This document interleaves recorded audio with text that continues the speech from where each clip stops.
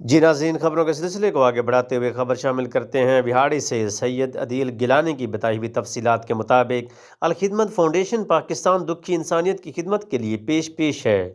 برطانیہ کی فلاحی تنظیم ون امہ کے تعاون سے الخدمت فاؤنڈیشن ضلع بہاڑی کی جانب سے لڈن میں 300 مستحق گھرانوں میں خشک راشن تقسیم کرنے کی تقریب منعقد ہوئی، جس کے مہمان گرامی سمیر مسعود CEO ون امہ پروگرام ڈائریکٹر عرفان سیٹی تھے۔